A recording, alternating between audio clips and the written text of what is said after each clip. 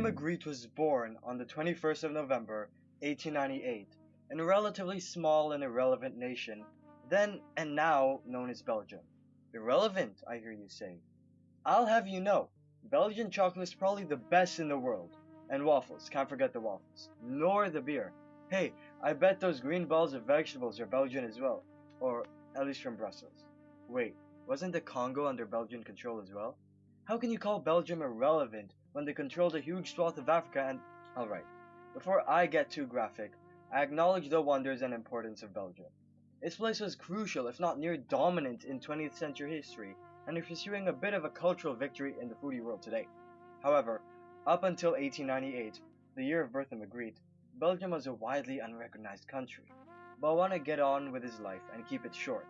So anyway, Rene was born in a city by the name of Lessiné, born to a well-off industrial manufacturing family of three. In his childhood, 2 points may have been pivotal in molding him into the artist we know today. Firstly was his encounter with an artist painting in a cemetery. In regards to this encounter, he says, I found, in the middle of some broken stone columns and heaped up leaves, a painter who had come from the capital and would seem to me to be performing magic. Pretty surreal and dramatic if you ask me. The second pivotal point was the suicide of his mother when Magritte was only 13 to 14 years old. From around 1915 to 1925, he mainly dabbled around with art, having been introduced to Futurism and Cubism and etc., and paying homage to artists such as Pablo Picasso, whose influence can be seen in some of his earlier works. However, in 1925, he saw the painting The Song of Love by Giorgio de Chirico, an Italian surrealist. From there, he fixed himself to the surrealist mindset and utilized what Chirico utilized, in terms of both form and theme. Just as Chirico did, Magritte used mysterious and dark themes and incorporated simple objects Chirico adored, spheres, trains, and hands. Weird, I know, but it's surrealism. Until around 1930, he was in Paris and was in the artistic literary sphere, which included André Breton, Jean Miro, Max Ernst, and the infamous Salvador Dali. Magritte played around with the mysterious and surreal topics of insanity, but was later swayed away from dark topics and started to incorporate text and language into his art, such as, you guessed it, the treachery of images. In addition to the famous painting, it was also during this period in which he juxtaposed everyday mundane objects such as pipes and rocks and, perhaps most infamously, bowler hats. Until the outbreak of the Second World War, Magritte continued his work despite a financial hiccup. However, the onset of the war changed both his life and his art. Firstly, he decided to stay in Belgium despite the Nazi occupation, which led to a rift between him and fellow surrealist André Breton. Secondly, he shifted his artwork to be more colorful and bright and impressionistic and cheerful. One example of his shift are works such as The Return of the Flame. He wrote, the sense of chaos, or panic, which surrealism hoped to foster so that everything might be called into question, was achieved much more successfully by those idiots, the Nazis. Against widespread pessimism, I now propose a search for joy and pleasure. In the 1950s, he gained international attention from both the art circles and the public press. It was around between 1949 and 1967 where he painted the Empire of Light, or more specifically, 27 versions of the Empire of Light, because, you know, he liked it so much he painted them until his death. In 1965, he traveled to New York to attend a retrospective of his work at the Museum of Modern Art. He died in 1965, August 15, while he was only 68 years old. Now, again, for some reason, I can hear you saying, who cares about Magritte? This should be about the Empire of Light, the painting. Okay, well, I believe, correctly or incorrectly, that having a very brief introduction to who Magritte was is important to understanding the context of the Empire of Light. This video isn't about the artist, but all art is made by artists. Their life and feelings and emotions and attitudes are reflected in their creations, whether aesthetically pleasing or not. I'm utilizing Rene Sandel's method of dissecting art. Firstly is observing the formal qualities of the piece, which in this case is the Empire Light. As mentioned before, the Empire Light isn't an art piece contained to one canvas, but a series of paintings that all have the same subject and roughly the same composition. The canvas is divided into 3 parallel segments or sections, not always equal nor the same proportion. The top one, which is the background, is a bright blue sky, usually filled with fluffy white clouds that provide a familiar contrast with the blue sky. The clouds often form a pattern far too strict for something as free and associated with dreams as clouds. The proportions of the clouds give depth to the sky. The second segment beneath the sky is an outline or silhouette of a bunch of black trees that seem to blend in naturally with the house. This segment, along with the third segment, serves as the foreground. Sometimes the tree juts out vertically into the sky, sometimes it doesn't. The house also black, apart from the area illuminated by the lamp, giving a spot of pastel color where there was black. In front of the house is a lamp, serving as a vertical line. The vertical tree trunk hides behind it an illuminated room, colored orange or yellow. Beneath that segment is the bottommost and third segment from the top, which houses, see what I did there? No, you didn't, that was stupid. The floor or road or pavement or whatever of the piece. Sometimes the floor is well lit, and we have access to the texture of the rocky road. Sometimes the floor even serves as a mirror, where the house image is flipped on the horizontal axis. Sometimes the floor is dark, just like the trees. Parallel lines in all paintings of the series give the work a 2D feel, but Magritte's incorporation of tonal value, principally in the house's exterior wall, add a flair of 3Dness. I guess like a modern 21st century Mario side-scroller. The scale is not possible to define because art pieces variety. Some are landscape and a few are portrait. One example is the one in the Guggenheim Museum, measuring 195.4 by 131.2 cm. The one in the Museum of Modern Art is measured at 78.8 by 99.1 cm. Similarly, the medium varies. Its visuals and concept are more important than the medium, which was either oil on canvas or gouache. Rene Magritte was a skilled painter, having painted works before. The clouds are detailed and lifelike, not attempting to drift away from the style of a photograph. The Empire of Light is not necessarily impressionistic in its art style, and in this case follows a more realism style. Surrealism cannot be applied because while an art movement was available in all forms of painting styles, and was even open to literature and music. I believe that the thematic qualities in this piece are generally more important than the formal and contextual qualities. So this will be a long segment. Here we go. The title itself, The Empire of Light or The Dominion of Light or whatever French to English translation you follow, gives a clue as to what the big idea of the painting is. The two main concepts or ideas we can draw from the title of the art piece is firstly, the bright nature of light, and secondly, the reach and supremacy of it, which in this case is light. In French the title is L'Empire des Lumières. Magritte and his philosopher friend, Paul Noeg, had these intentions of double meanings. It too had light and empire in the title, but empire took on a double meaning. It could be interpreted both as territory, reflecting the reach, and dominance, reflecting, well, the superiority. Paul Noeg, the philosopher but also a poet, said this in regard to titles and big ideas. Titles play an important part in Magritte's paintings, but it is not the part one might be tempted to imagine. The title isn't programmed to be carried out. It comes after the picture.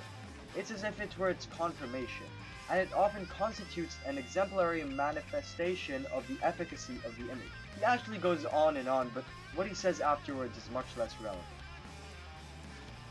The subject of the matter of Magritte's painting, as mentioned, let me take a deep breath, contains a bright blue, obviously daytime sky, dim-lighted house flanked by similarly dim-lighted trees, a lamp illuminating a portion of the house, an orange-lit window partly obscured by a dark tree, and the road which may or may not have texture. Anyway, the big idea that we understand from the title is flipped on its head and turned into irony.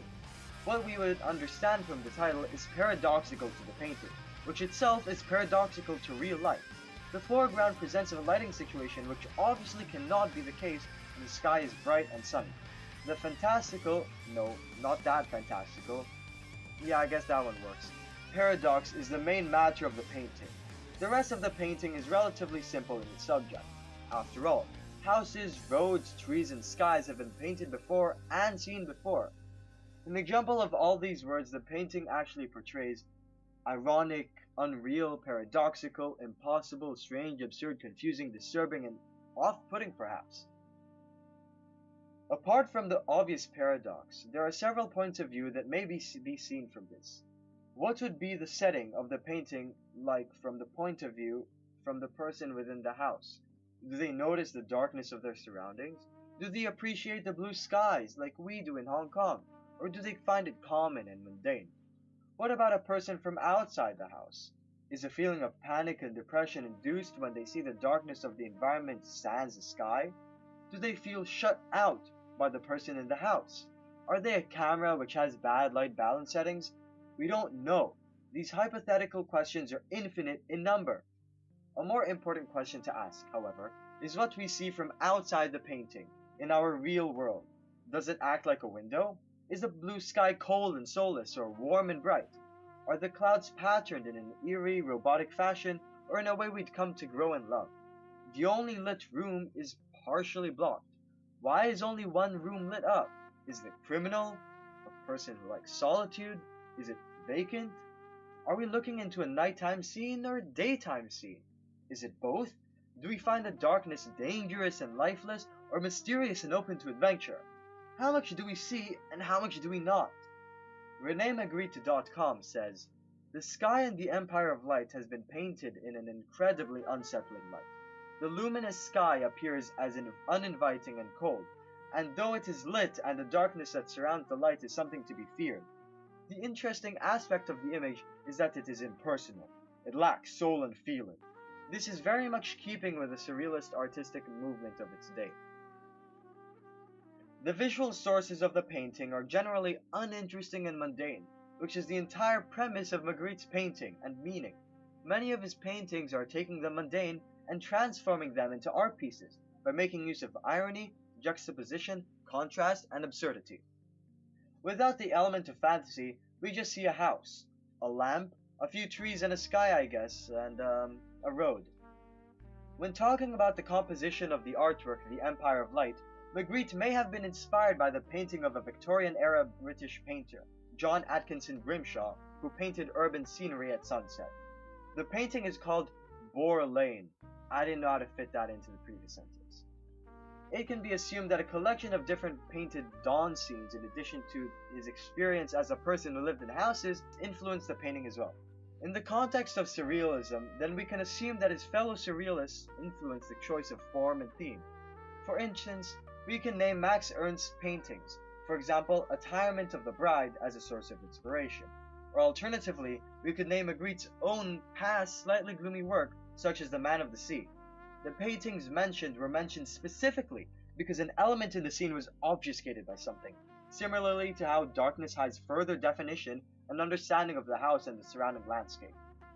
To go back even further, we could take a look at Magritte's spark itself, the painting The Song of Love by Giorgio de Chirico, and by extension, Salvador Dali's surrealist paintings such as The Persistence of Memory and Inaugural Goose Flesh. These, while not necessarily focusing on the element of obscurity, especially not as heavily as Magritte has in his previous work, focus on the paradoxical and absurd. Unsurprisingly, because they were all, surrealists. Their style, including Rene Magritte, was surrealism, but the common theme of surrealism allowed all the artists to comment on real issues without restraining themselves to only reason and normal convention. Okay, so I don't like factoid websites that much, but right now I just can't fight the urge to list 25 fascinating facts about The Exorcist. Number 16. One of the most famous scenes in the movie and the shot used for the posters and cover of the DVD releases was inspired by the 1954 painting Empire of Light, L'Empire des Luminaires by Rene Magritte. It is the scene where Marin steps out of the cab and stands in front of the McNeil residence bathed in an eerie glow. Okay, sorry, I won't steal from a top whatever list next time. It wasn't fun, I promise. Another pop culture reference is shown in Jackson Browne's Late for the Sky, which features a cover that pays homage to the Empire of Light. He gives crediting cover concept Jackson Browne if it's all Reed to Magritte. I don't know what Reed is either. Sorry, I guess I'm too young. To understand the painting The Empire of Light, we still gotta look at the context even though we've already seen the theme. When and where was this painting made? In between 1949 and 1967, post the Second World War, and somewhere around Belgium. While Magritte does not give a stated purpose as to why he painted the Empire Light, he provides insight as to how he came up with the idea. and explained the origin of the painting in 1956 in a radio interview. What is represented in a picture is what is visible to the eye. It is a thing or the things that had to be thought of. Thus, what is represented in the picture are the things I thought of. To be precise, a nocturnal landscape and a skyscape such as can be seen in broad daylight. The landscape suggests night and the skyscape day. The evocation of night and day seems to me to have the power to surprise and delight us. I call this power poetry. In 1927, he was personally shunned by the artist community in Brussels when he presented the painting Le Jockey Perdu. As a result, he moved to Paris where he met with the Parisian surrealist sphere, as mentioned in the short Magritte biography. There, he was influenced to create surrealist paintings with dark themes. The darkness in the series of paintings may be a continuation of his roots in the Parisian surrealist sphere, an expression of his emotions he felt in the past, or something he thought would provoke thought through poetry with limited relevance to his actual personal life. The most interesting thing that happened in the 19th century in Belgium was its revolution and independence, which had a lot of interesting factors which I'll get into a second. However, till the end of the century, not much happened in Belgium. Belgian separatists seceded from the Netherlands when they thought the Protestants were too powerful and that the king was too despotic. However, despite the uniting goal, there was a clear divide in Belgium. Firstly, the Flemings in the north, who were, for lack of better words, Catholic Dutch, and secondly, the Walloons, who were less religious and French. Even in modern times, crises arose due to tensions between the two groups, as seen in the 2007 to 2011 Belgian political crisis. Marcel Paquet, himself from Belgium, in the year 1994, writes, "The artificially constructed little state had been torn from time immemorial by conflict between its two ethnic groups. The union of these two ethnic groups, with their so utterly incompatible mentalities, made it necessary to constantly reach laborious compromises. Foreign observers gained the impression that this was a state with a character all its own, a surrealist character. During the Second World War, he created socially subversive works of art by creating optimistic and colorful pieces of art in the face of the most destructive war in human history. As mentioned in the introduction to the artist, he says, the sense of chaos, of panic which surrealism hopes to foster, I already said this, against widespread pessimism, I now propose a search for joy and pleasure." When André Breton pioneered the creation of the surrealist art movement as an artistic and literary movement, he proposed that the intellectual movement in the 18th century, that is, the Enlightenment, stripped society of the irrational and unconscious in favor of logic, realism, and individualism. His goal, and by extension the main doctrine of surrealism, was to liberate human thought from the oppressive and evil rationalism. Breton was fascinated by psychology, and more specifically, dreams. His influence can be seen in many surrealists, including Magritte's dreamlike painting. André Masson, a surrealist artist, used unconventional media, materials, and methods to paint his subconsciousness onto the, canvas. One example is Battle of the Fishes, which serves as an example of automatism. The First World War was, until then, the most destructive war in Europe and showed people what people were capable of doing to other people with the aid of science. Dadaism, from which surrealism stemmed from, commented on the irony of technological progress being used to destroy and mock the materialistic attitudes many people held at the time. Surrealism, being developed after the war, took the core idea from Dadaism and expanded on it, believing in the notion that rationalist thought wasn't all good and peachy. We can assume that Magritte's political views aligned with the rest of the surrealists. In addition, the surrealists were associated with the Marxist ideas of liberation, and we see that Magritte was part of the Belgian Communist Party. While not specific to the Empire of Light, Magritte's artwork permeated into both pop culture and art movement critiquing pop culture. So, I've already mentioned the scene in The Exorcist and the cover album of Late for the Sky, but Magritte's work can be seen, mentioned, or appropriated in all forms of pop culture, mainstream or sidestream. Many album covers or albums such as The Blank Signature by Styx and Wish You Were Here by Pink Floyd take inspiration from Magritte's other works. The painting The Son of Man shows up repeatedly in the movie The Thomas Crown Affair. The famous figurehead of pop art, Andy Warhol, cites Rene Magritte as an inspiration for his work, along with John Baldessari and Jasper Johns. Another form of art, conceptual art, was also inspired by Magritte and Surrealism. While Surrealists challenged the conventions of reality through art, conceptual artists challenged the conventions of what and reality were, where the line was, and when a process is actually more important than the product, similarly to automatism.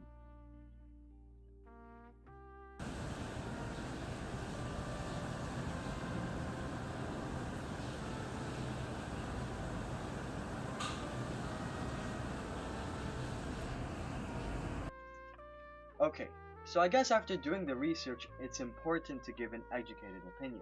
While we didn't go too in depth into the life of Magritte and his commentary of the status quo, nor did we come up with an endless list of meanings for the actual meaning of light, I believe that we have a good amount of information on the matter to provide personal perspectives and opinions. Therefore, I'll start with mine. In terms of how the Empire of Light looks, I'm generally ambivalent, for lack of better words. Wait, actually I might have better words. I think it looks alright, or actually great. The artistic technical skill Magritte utilized when he painted this picture is nothing to scoff at. I would kill to be able to paint like that. Even stripped of its paradoxical look and meaning, it still looks like a good background painting one would see in a well-off hotel. The paradox of day and night, however, add a disturbing layer that on first glance looks completely normal, but on the second looks off and strange. Growing up in Asia, or more specifically in the China region, I've been influenced by my environment and my family's culture as to what one aspect the Empire of Light could mean. The painting, as mentioned a million times, has the bright sky and the dark foreground, both paradoxically existing together, but existing together nonetheless. Coexistence of light and dark. Where have I heard that before? Not only do the dark and light coexist, but supplement each other through a metaphorical symbiosis. Yin and yang are two halves of a whole, and a necessary balance for reality. There is no such thing as only yin, darkness, or only yang, brightness. Tao Te Ching, the main figure of Taoist philosophy, says, "When people see things as beautiful, ugliness is created. When people see things as good, evil is created. Being and non-being produce each other. Difficult and easy complement each other. Long and short define each other. High and low oppose each other. Fore and aft follow each other." Darkness and brightness, in the case of Taoist thought, can mean evil and good, ugliness and beauty, death and life, etc. The duality of dark and light cannot manifest itself in the literal sense, but even if we take a step back, we can see that, as Tao Te Ching said, there can be no light without dark, and no dark without light, no life without death, no evil without good.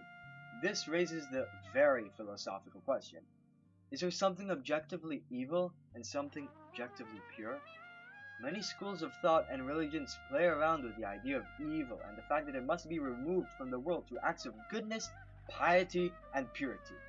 While doing good is, well, good, the symbol of the yin and yang, or the tajitu, whispers to us, what if we accept that there is evil, or to delve even further, that there are two aspects of their evil?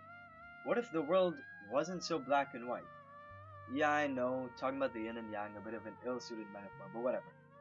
Rather, opposing views are two sides of the same coin. This is not to say that when evil occurs, we should stand by and not to do anything. This school of thought and way of thinking leads to genocides throughout history, and there's no way I'd condone the Western apathy of the Holocaust, but rather attempt to understand the opposing situation, which may be a different aspect of the whole. Does anybody truly think that they themselves are evil? The juxtaposition of the dark and light in the Empire of Light could mean that something bad and evil is about to happen due to the failed dominance of light and the dominion of the darkness, but perhaps both are meant to represent the moral yin and yang. Some commentators say that clouds are patterned in a robotic and unnatural in a field meant to be free and fluffy as a cloud. Anyway, some may say that the stiffness of the clouds and sky create an unsettling and creepy mode in what's meant to be the most inviting part, the daylight of the sky. Frankly, I don't find it an issue. since if there'd be a blue sky, I'd be pretty happy regardless of whether or not the clouds were lifeless clones of one another. Another sign of life in the dark and ominous house is the orange lit window. The window shows off a warm, inviting color, which is different from the modern, cool, Kelvin fluorescent light bulbs I see daily. Personally, while I like the irony and satire mastered by the surrealists, I don't believe that we should do away with rational thought and analytical approaches to life at all. In the age of, well, populist movements and extreme polarization of citizens both in the East and the West, I believe that we need objective discussion, or at least something like an asymptote of objective discussion, because objectivity is a bit, hard for us immortal beings.